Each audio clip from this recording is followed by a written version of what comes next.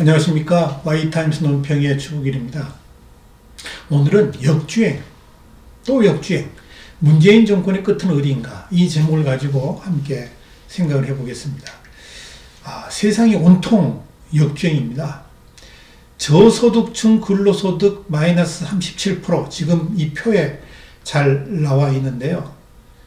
여러분, 이 수치가 보여주는 게 뭡니까? 그야말로 이 전무후무한 이 수치가 바로 문재인 정권의 소득주도 성장이 보여준 실상입니다. 통계청이 이 발표한 21일 발표했죠. 2018년 4분기 가계소득 동향을 보면 문재인 정부가 추진해온 소득주도 성장 정책이 오히려 소득주도가 아니라 소득 파탄 정책이었음을 지금 적나라하게 보여주고 있습니다. 그러니까 2003년 통계 작성 이후에 가장 크게 후퇴를 했고요. 정상적인 국가 운영에서는 있을 수 없는 통계라 아니할 수가 없습니다. 왜 서민들의 소득이 이렇게 급감했을까요? 이유는 간단합니다. 일자리가 파괴됐고 자영업자들의 최저임금 등의 문제로 몰락했기 때문에 그렇습니다. 지금 이 그래프를 보시면, 이 통계를, 자료를 보시면, 무급가구 1분위가 제일 앞에 있는 게 이제 1분위잖아요. 1분위 무급가구의 비중이 43%에서 55%로 폭등하면서 근로소득이 36.8%나 줄어들었다 하는 겁니다. 임시 일용직 일자리가 급격히 사라지면서 월급을 받을 기회 자체가 없어진 겁니다. 이렇게 참혹한 일들이 2019년에 대한민국에서 지금 일어나고 있는 겁니다. 취업도 양극화가 일어나고 있습니다. 빈곤층은 21%가 줄어든 반면에 고소득층은 2.4%가 늘어났습니다. 취업의 일자리가, 가난한 사람들이 더 줄어든 겁니다. 서민을 최우선으로 한다는 정권이 오히려 이 서민들을 지금 지옥으로 내몰고 있는, 이런 아이러니가 일어나고 있는 겁니다. 문재인 정부는 그동안에 이 기초연금이라든지 아동수당이라든지 공공일자리에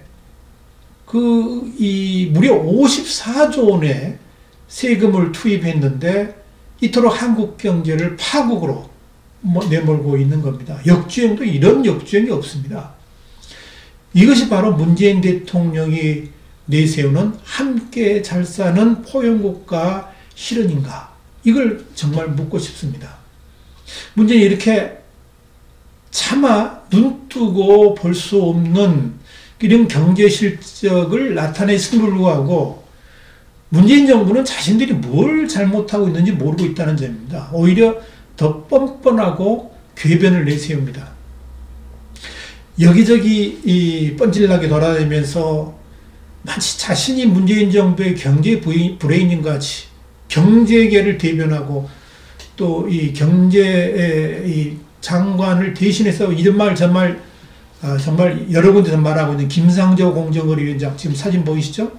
이 양반이 이번에 이런 통계가 나타난 것에 대해서 뭐라 그랬느냐, 제가 참 이런 말을 해도 되겠는지 모르겠는데 정말 입에 담기 힘든 욕설에도 퍼부어도 부족할 만큼 그런 말이 있습니다. 뭐라고 그랬는지 아십니까? 지금 그나마 저렇게 통계가 나온 게 정부 노력 때문에 일부 완충작용을 했다, 그런 말을 했습니다. 그 말인 게 뜻은 뭐냐면 더 떨어졌을 텐데 그나마 정부가 노력해가지고 저 정도다. 저소득층의 근로소득이 37%나 감소했는데 미안해하기는커녕 문재인 정부가 그나마 잘 해가지고 노력해가지고 그나마 선방했다, 그런 말을 했습니다. 이거 정말 국민을 열불나게 하는 말 아닙니까? 꼭 깡패가 말이죠. 너 돈 내놔 그랬는데 이 통장을 딱 꺼내놓으니까 $10,000 하나 있는 거 그걸 꺼내가면서 나 5만원 뺏어가려고 하는데 10,000원 뺏어가서 너 감시한 줄 알라 말하는 거하고 뭐가 다릅니까? 경제 지표가 그렇고 전문가들마저 소득주도 성장은 다 실패한 정책이고 철회돼야 된다고 그러는데 지금 문재인 청와대만 아니라고 손살을 칩니다. 그래도 소득주도 성장은 계속 해 나가야 되겠다. 뭐 그렇게 말을 합니다. 도대체 뭘 믿고 저런 역주행을 하는 걸까요? 여러분, 이 소득주도 성장 때문에 국민들만 병드는 게 아니라 탈원전 역주행 때문에 한전은 영업이익이 5조가 급감됐고 6년 만에 적자로 돌아섰습니다. 그러니까 이 한국전력공사의 2018년 영업실적이 5년 만에, 6년 만에 2012년 이후에 적자로 전환한 겁니다. 이자 비용 같은 그런 영향 때문에 1조 1,508억 원의 단기 순손실도 기록했습니다. 왜 그런가요? 탈원전 때문에 그렇습니다. 이런 역주행은 이미 예상됐습니다. 국회 입법조사처가 지난해 10월 26일 발표한 자료를 보니까 탈원전, 재생에너지 확대 정책으로 인해 가지고 2030년까지 한국전력의 전력 구입 비용이 146조 원 이상 늘어날 것이다. 이런 전망을 했습니다. 들어가지도 않아도 될 돈이 146조나 더 늘어난다는 겁니다. 이게 말이 되는 이야기입니까? 탈원전을 하지 않으면 들어가지 않을 비용인데 탈원전 정책 때문에 말미암아서 어마어마한 비용이 추가로 발생한다는 이야기입니다. 그 모두가 국민 몫입니다. 그럼에도 탈원전을 고집하는 이유가 뭘까요? 한국전력만 문제가 되는 게 아니라 탈원전 때문에 지금 원전 산업 자체가 붕괴되고 있습니다. 이미 원자력 설비와 기기 같은 것을 만들고 있는 두산중공업이 휘청되고 있고요. 원전 생태계 자체가 다 무너지고 있습니다. 세계 최고의 기술 수준을 가진 이런 기업들이 문을 닫거나 흔들리고 있는 겁니다.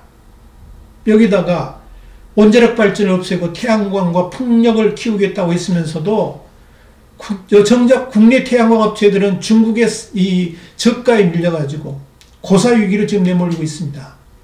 탈원전 해가지고요, 지금 휘파람 부는 곳은 어디냐? 한국이 아니고요, 중국입니다. 정부의 무지와 몰리의 무책임과 무능이 이 에너지 산업 자체를 완전히 무너뜨리고 있는 겁니다. 그야말로 역주행밖에 모르는 정권입니다. 정주행하는 건 딱 하나 있습니다. 뭐냐면 문재인 정권 핵심 실세와 고소득층의 재산입니다. 이렇게 모든 것이 역주행을 하는 와중에 정주행을 하는 유일한 집단이 뭐냐? 문재인 정권의 핵심 실세들의 재산, 고소득층의 재산, 이것만 늘어났습니다. 온 국민 경제를 파탄으로 이끌었던 소득 주도 성장 정책을 주도했던 사람이 바로 지금 이 사진에 나와 있는 장하성 실장입니다. 이 양반 재산이 2017년 5월 청와대에 들어갈 때하고 비교했을 때 무려 11억 원이나 늘어났습니다. 그리고 정주행을 하면서 가장 혜택받는 집단이 바로 소득 상위계층입니다. 월 평균 소득이 취약계층이 117.7%를 기록한 반면에 최상위 계층은 무려 10.4%나 이렇게 늘어나는 추세를 보였습니다. 잘 사는 사람만 더 잘 살게 되고 있는 것이 문재인 정권의 지금 실상인 겁니다.